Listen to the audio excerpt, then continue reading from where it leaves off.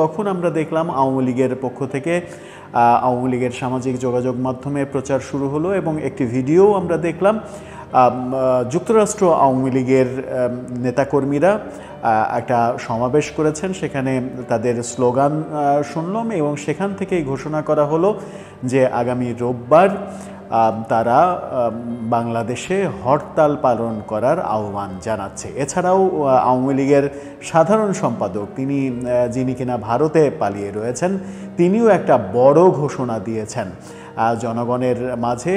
তিনি শেখ হাসিনার উদ্ধৃতি দিয়ে একটা বড় ঘোষণা দিয়েছেন, যার পরিপ্রেক্ষিতেই মনে হচ্ছে দেশে আবার পুরনো যে রাজনৈতিক কর্মসূচির ধারা সেগুলো ফিরে আসছে কিনা এবং দেশ খুব দ্রুত অস্থিতিশীল পরিবেশের দিকে চলে যাচ্ছে কিনা, গোপালগঞ্জের এই ঘটনা সারা বাংলাদেশে বিস্তৃত হবে কিনা, বিশেষ করে রাজধানী ঢাকা উত্তপ্ত হতে চলেছে কিনা, সেই আলোচনা করার চেষ্টা করব এই ভিডিওতে।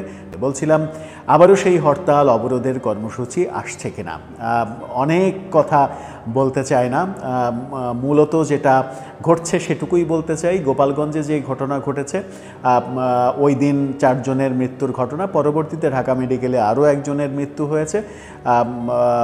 অফিসিয়ালি আমরা জানি এখন যে 5 জনের মৃত্যু হয়েছে, যদিও আওয়ামী লীগ 11 জন 13 জন এরকম আওয়ামী লীগের পক্ষ থেকে দাবি করা হচ্ছে, আওয়ামী লীগের পক্ষ থেকে কয়েকশো আহত হওয়ার দাবি করা হচ্ছে। এদিকে পুলিশের পক্ষ থেকে 475 জনের মতো আসামি করে মামলা দায়ের করা হয়েছে। সেটাকে কেন্দ্র করেও আবার অনেকে বলছেন যে গোপালগঞ্জে যে র্যান্ডম অপারেশন চলছে, কারফিউ জারি করে রাতের অন্ধকারে যে অপারেশন চলছে এবং সেই অপারেশনে নৌবাহিনীকে পর্যন্ত যুক্ত করা হয়েছে। কোস্টগার্ড নৌবাহিনী গোপালগঞ্জের নদী দিয়ে সব সময় টহল দেওয়া শুরু করেছে। তখন মনে হচ্ছে যে এক ধরনের যুদ্ধ পরিস্থিতি তৈরি হয়েছে। সেই যুদ্ধ পরিস্থিতির মধ্যে নির্দিষ্ট অভিযুক্তরা ছাড়া সব মানুষের, সব পরিবারের পুরুষ মানুষদের, এমনকি মহিলাদেরও নির্যাতন করা, নিপীড়ন করা, এই ঘটনাগুলো যেন না ঘটে সেই ব্যাপারেও অনেকে কথা বলছেন। যখন সেই কথা বলছেন তখন আমরা আওয়ামী লীগের প্রচার শুরু করেছে তারা দেখলাম যে রবিবারে তারা সকাল 6টা থেকে সন্ধ্যা 6টা পর্যন্ত হরতালের ডাক দিয়েছে। বাংলাদেশের মানুষ কি এখন হরতাল পালন করবে? দেশে থেকেও একটা রাজনৈতিক দল, ধরা যাক এই মুহূর্তে সবথেকে বড় রাজনৈতিক দল বিএনপি, তারাও যদি হরতালের ডাক দেয় তাহলেও কি জনগণ সেই ডাক মানবে? বাংলাদেশে কি আর হরতাল হয়? হরতালের সংস্কৃতি তো সেই 15 বছর আগে শেষ হয়ে গেছে। হরতাল দিলেও কেউ আর হরতাল পালন করে না। বিএনপিকে আমরা দেখেছি একটানা 94 দিন পর্যন্ত হরতাল দিতে, কিন্তু তারপর থেকে 2014 সেই সময়ের পর থেকে আমরা হরতালকে একেবারে বিষমুক্ত অবস্থায় দেখতে পাচ্ছি বাংলাদেশে।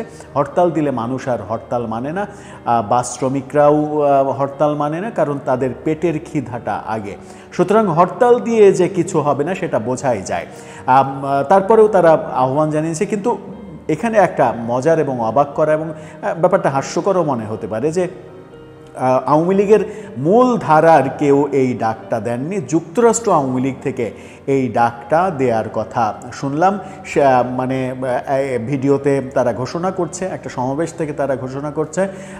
আমি এখনও নিশ্চিত নই যে আওয়ামী লীগের কেন্দ্রীয় পর্যায় থেকে এ ধরনের আহ্বান জানানো হয়েছে কিনা, কিন্তু যুক্তরাষ্ট্র আওয়ামী লীগ থেকে এরকম আহ্বান জানানো হয়েছে, সেটা আমি নিজে ভিডিওতে দেখেছি। এখন কেন্দ্রীয় আওয়ামী লীগ থেকেও যদি এই আহ্বান জানানো হয় তাহলে বাংলাদেশের বর্তমান অবস্থা, সেটা আওয়ামী লীগ সরকার ক্ষমতায় থাকতেও হরতাল আসলে কেউ মানেনি। হরতাল মানার মতো মানসিকতা বাংলাদেশের মানুষের আর নেই। সুতরাং রাজনৈতিক অন্য পলিসি গ্রহণ করতে হবে রাজনৈতিক নেতৃবৃন্দের, সেটা একটা বিষয়। আর একটা বিষয় হচ্ছে যে আওয়ামী লীগের সাধারণ সম্পাদক ওবায়দুল কাদের ভারতীয় একটি গণমাধ্যমকে বলতে শুনলাম, তিনি শেখ হাসিনার উদ্ধৃতি দিয়ে বলছেন যে শেখ হাসিনা নাকি যমুনা অভিমুখে মার্চ করার জন্য আহ্বান জানিয়েছেন এবং সেটা খুব শীঘ্রই, তারিখ জানাননি তিনি, খুব শীঘ্রই নাকি আওয়ামী লীগ যমুনা অভিমুখে পদযাত্রা করবে, অর্থাৎ যমুনা ঘেরাওয়ের কর্মসূচির দিকে যাবে গোপালগঞ্জের এই নির্যাতনের প্রতিবাদে। যদি সেরকম কিছু হয় তাহলে পরিস্থিতি ঘোলাটে হওয়ার সম্ভাবনা রয়েছে। গোপালগঞ্জের আগুনটা যদি ঢাকাতে চলে আসে, রাজধানী যদি উত্তপ্ত হয়ে যায়, তাহলে সেটা মানে গোপালগঞ্জ উত্তপ্ত হওয়ার মাধ্যমে সারা বাংলাদেশ উত্তপ্ত, কখনোই একটা জেলাকে উত্তপ্ত করে সারা বাংলাদেশ উত্তপ্ত হওয়ার ঘটনা আমরা দেখিনি। যতক্ষণ পর্যন্ত না রাজধানী উত্তপ্ত হয়েছে, ততক্ষণ পর্যন্ত সেটা সারা বাংলাদেশে বিকেন্দ্রীকরণ হওয়া, ছড়িয়ে যাওয়া এই দৃশ্য রাজনৈতিক পটভূমিতে আমরা দেখিনি। সেই ক্ষেত্রে রাজধানীটা খুবই ইম্পর্টেন্ট। তো সেই রাজধানীতে যদি উত্তেজনা তৈরি করতে পারে আওয়ামী লীগ, তাহলে একটা বড় বিশৃঙ্খলার দিকে চলে যেতে পারে দেশ। এবং যে আশঙ্কাটা অনেক দিন থেকেই করা হচ্ছে যে দেশ ক্রমেই গৃহযুদ্ধের দিকে চলে যেতে পারে, সেরকম অবস্থাও তৈরি হয়ে যেতে পারে, যেরকম যুদ্ধাবস্থা এই মুহূর্তে গোপালগঞ্জে চলছে।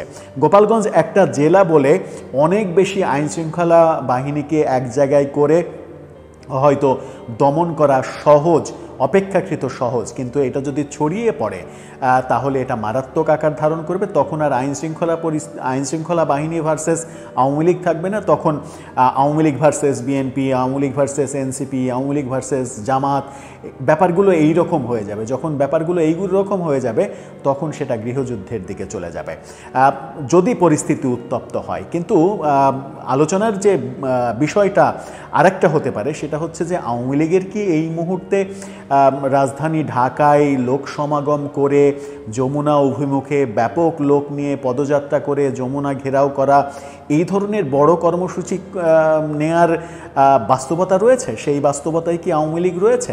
আমার মনে হয় যে সেই বাস্তবতায় আওয়ামী লীগ নেই। তাহলে কি ওবায়দুল কাদের একটা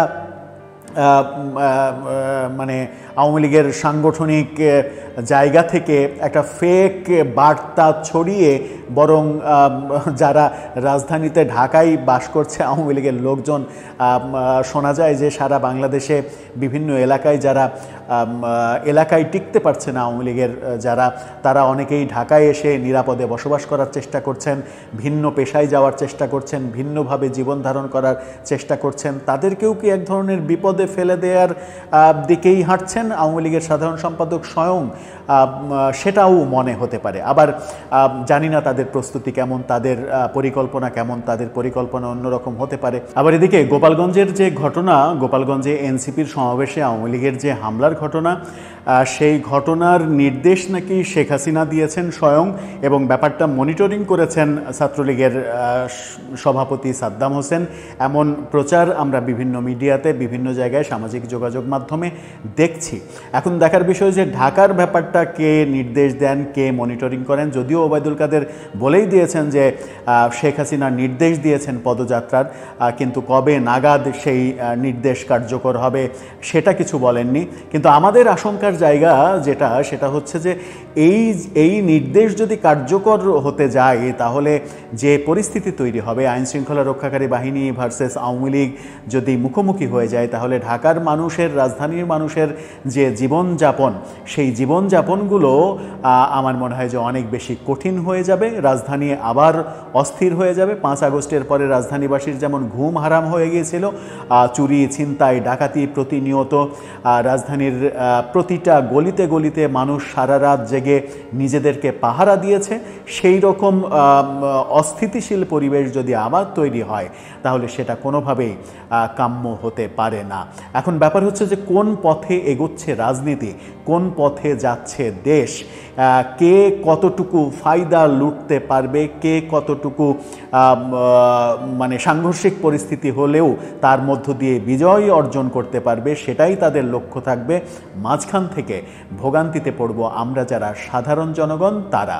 সেই ক্ষেত্রে রাজনীতিবিদ এবং সরকার, রাজনীতিবিদ, প্রশাসন, তারা কি আদৌ জনগণের কথা ভেবে দেখবে? জনগণের ভালোর দিক, মন্দের দিকটা তারা কি ভেবে দেখবে? গতকালকেই একটা ভিডিওতে বলছিলাম যে একজন নাট্য পরিচালক, অভিনেতা, তিনি ফেসবুকে পোস্ট দিয়েছেন যে আপনারা ভেবে অবাক হবেন যে রাজনীতিবিদরা শুধুমাত্র মানুষের সেবা করার জন্য একে অপরের সঙ্গে মারামারিতে লিপ্ত হয়।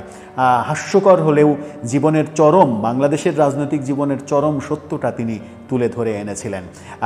সেটা আমাদের কাছে কাম্য নয়। আমাদের কাছে কাম্য আমরা কিভাবে সুস্থ স্বাভাবিকভাবে বেঁচে থাকব, বসবাস করব সমাজে, সেখানে সরকারকে যেমন ভূমিকা পালন করতে হবে, রাজনৈতিক দলগুলোকেও ভূমিকা পালন করতে হবে। কারণ রাজনৈতিক দল তার রাজনীতি করবে, এটাই স্বাভাবিক, তার সুবিধা ভাববে, এটাই স্বাভাবিক। সরকার দেশকে ঠিক রাখার জন্য সরকারের পদক্ষেপ নেবে, এটাই স্বাভাবিক। কিন্তু দুই পক্ষ যেন এমন কোনো ক্ল্যাশে লিপ্ত না হয়, এমন কোনো পরিস্থিতি দুই পক্ষই তৈরি না করে যেন সাধারণ মানুষের জীবনযাত্রা অতিষ্ঠ হয়ে পড়ে। দর্শক,